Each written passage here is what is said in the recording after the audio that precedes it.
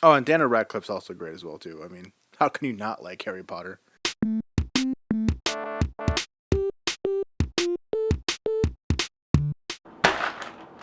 Hello, and welcome to another episode of As Told by Gonzo. Thank you so much for returning.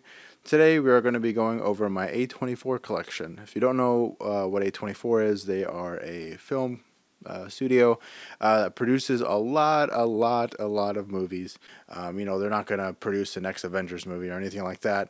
A lot of people who are into A24 movies use the term A24 vibe, I noticed. And take that as you want to take it. I take that as their, when you're watching a 24 movie, you're gonna get some meaning to it. You're gonna get some art style to it. It's going to be very unique, something that you're either going to like or you're going to hate it. The first four movies are movies that I have not seen yet. They're in my collection. They just haven't been watched yet. So first one up is Free Fire. Have not seen this one. Been wanting to watch it. Just continues to sit on my shelf until I get around to watching it. What really got me into this movie was Brie Larson. I really liked her. She's in a couple more movies in this A24 collection as well. Next one up is Waves. This just came out a couple weeks ago. I've been hearing nothing but great things about it. What really drew me to it is Lucas Hedges. I really, really enjoyed everything that he put out last year. He was in Boy Erased, which made me cry so hard that I had to leave the theater for a few minutes. That movie's incredibly sad. He was in also in Mid 90s, and he also was in Honey Boy. So anything he tends to put out, I will go and watch. So I'm excited to watch this. Next one up is A Ghost Story. I could have swore I seen this, but apparently I have not seen it, so gotta watch it. Is Andrew Garfield in Under the Silver Lake. Have not seen this. I know it's on Hulu, but I had to buy it as soon as it came out because I'm a really big Andrew Garfield fan. I'm not sure what to think about him as Peter Parker and Spider Man, but overall, he's a really, really, really solid actor and continues to do great work. So I'm excited to watch this. All right, let's get into the actual collection now that I have seen that I could give you somewhat of opinion on. First one up is Swiss Army Man. This is the most ambitious movie I've seen probably in all my life. It's full of metaphors and it has a great story. This is a hit or miss for a lot of people. It's either you really like it or you really don't enjoy it. But the meaning behind this movie about finding yourself and accepting everything and kind of getting a new take on life from Daniel Radcliffe's character as like a child who is kind of like being reborn, and Paul Dano's character is just really down on himself and is in this like life situation where he doesn't know anybody and he's falling in love with this girl that he doesn't even know, but he's too afraid to talk to her, and it's just this whole big mess of a storyline, but it all makes sense. There's just a lot of metaphors in it, but this movie is ambitious. I swear to you, you will be entertained by this movie. It just takes a leap of faith to actually watch it. But it's really, really good. I totally recommend watching Swiss Army Man. I actually met Paul Dano back in 2018. He was at the Sundance Film Festival promoting his directorial debut, Wildlife. It's a film that he wrote with his wife, Zoe Kazan.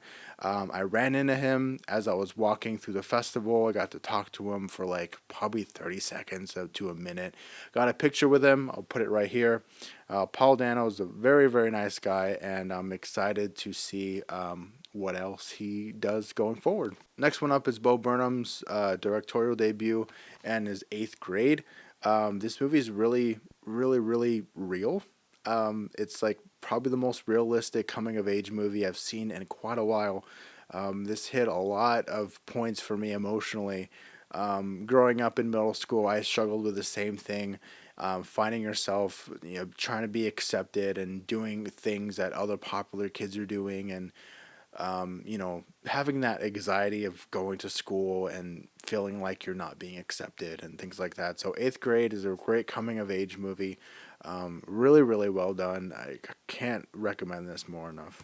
Next two up are the both of the Roger Eggers films, The Witch and his sophomore feature film, The Lighthouse. These are both very, very good films. I'm going to talk about The Lighthouse more because it was my favorite movie of last year. And for a sophomore film, it's incredible. I love The Lighthouse. Robert Pattinson and William Dafoe give the performances of their career, in my opinion, in these movie. The last shot of that movie is just something that stuck with me a good month after I watched this. The cinematography, I swear, got snubbed for the Oscars last year. Incredible. This movie is a sight to see, and it's something that I regret not seeing in the theater. But it's amazing, and The Witch is just as good. I am just a bigger fan of The Lighthouse. Next movie, I can't really give my full opinion on because I've only seen it once, and apparently it wasn't that good because it didn't stick with me, but I can't say that for sure. And that is Ex Machina. I've only seen this once and I was in the theater. I remember enjoying it, but I can't specifically tell you why. I know it looks really good. Another one is Spectacular Now with Cheyenne Woodley and Miles Teller. But the Spectacular Now is insanely good. It's a really good coming of age kind of love story about two people that you wouldn't think would kind of fall in love, but they end up do falling in love. But it's your typical coming of age, going into college, graduating high school kind of story. But the chemistry between Cheyenne Woodley and Miles Teller is really, really well done. Next one up is Greta Gerwig's directorial debut, I believe, and that is Lady Bird. Really love this movie. Saoirse Ronan is really good as this like coming of age movie. Again, a lot of these coming of age movies are kind of the same, but they're all very unique in their in their respectable way.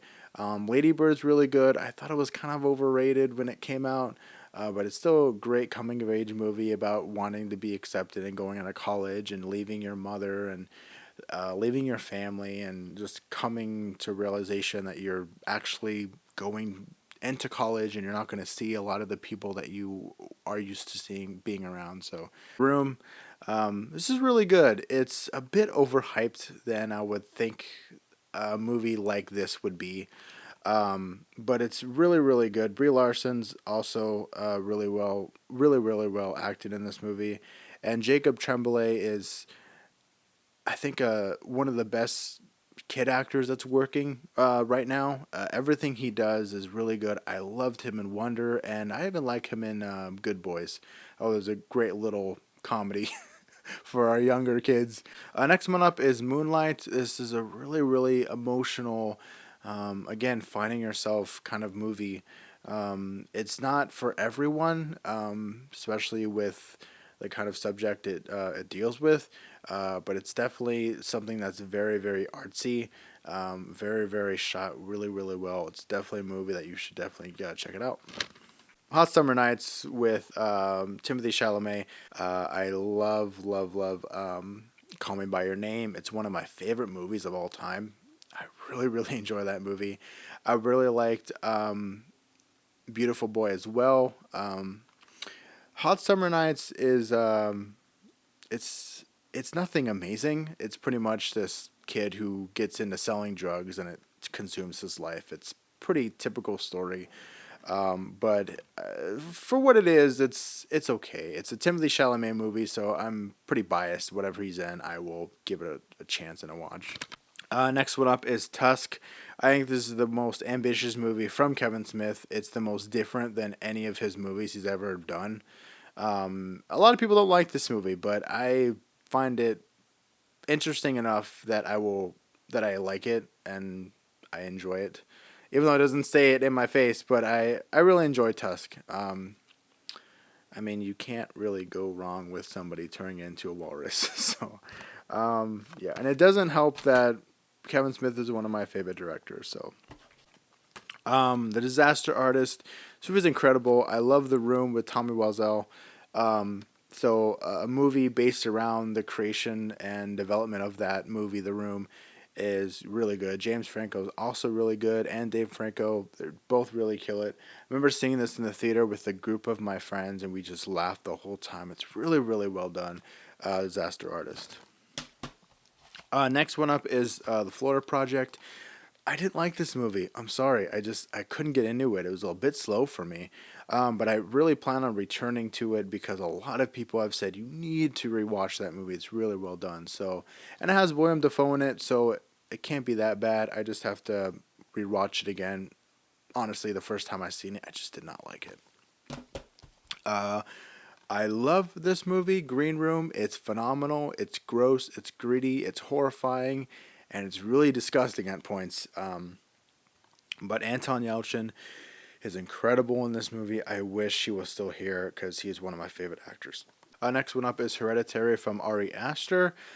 Really, really enjoy this movie. It is probably the most scariest movie I've seen probably in 15 years. It's just anxiety induced movie. It gives me anxiety from like the first 5 minutes to the last 5 minutes. It's just it pulls you in, and the music in this movie is just unsettling. The sound design is incredible. It's shot really well. It's acted really well.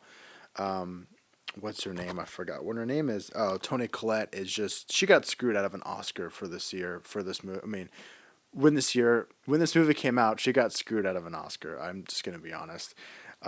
She gives an amazing performance, Hereditary. I've seen Midsummer, and I don't think it's as good as Midsummer as Hereditary, but it's up there. It's a really good kind of follow up to Hereditary. But Hereditary from Ari Aster is just amazing.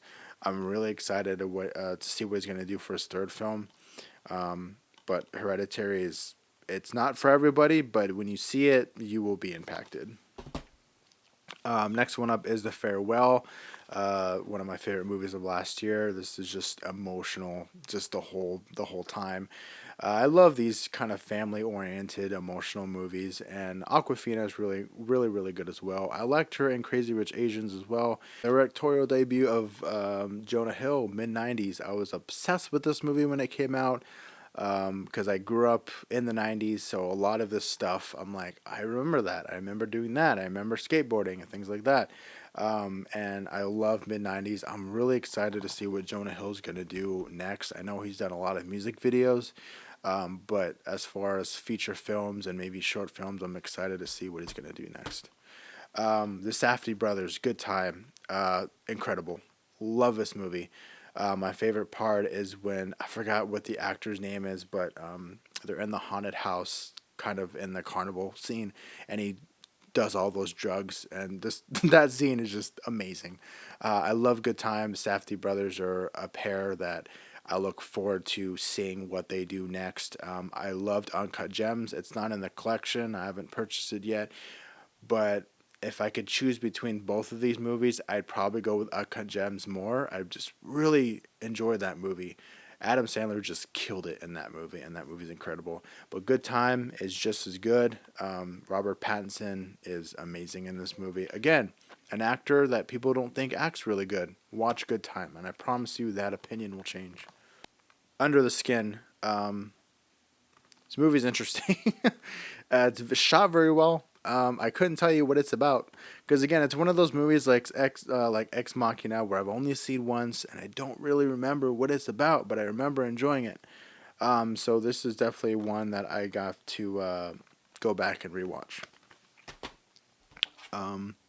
Enemy, Jake Gyllenhaal. I watched this movie as soon as it came out because it was from the director Denis Villeneuve, who directed Prisoners with Jake Gyllenhaal, and I really really enjoyed that movie.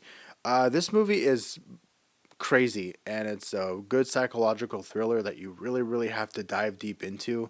There's a lot of metaphors like Swiss Army Man, but it's not as straightforward as Swiss Army Man is. This is one that you really have to rewatch several times to kind of understand the story and the meaning behind it. But Enemy is really, really good. Lastly, but definitely not least, is It Comes at Night. I really, really enjoyed this movie. It's a movie about, cabin fever. It's about being inside and being so isolated from the world and being paranoid about going outside and you really don't know what's going on and that kind of feeds into your paranoia. Kind of like what we're going through now, to be honest with you. But the most frustrating about this movie was it's not even the movie itself. It's when I went to go see it. The movie ended and it was a pretty packed theater and I was walking out and people were just so confused and this guy was just like, well, what comes at night? I really want to tell them, did you get anything that they were going through? Did you get any of the emotions? I feel like movies like this have to be spoon fed to people and people can't actually like sit down, watch it and really soak it in. But It Comes at Night, really, really well done. good psychological thriller, and really excited to go back and watch this again. So that is it. That is my A24 collection. Let me know if you like any of the films that A24 produces. What is your favorite? What is something that you're looking forward to? There's a lot more movies this year, hopefully, that come out this year that A24 is producing that I am very excited to dive deep and watch. And until next time, I'll see you later.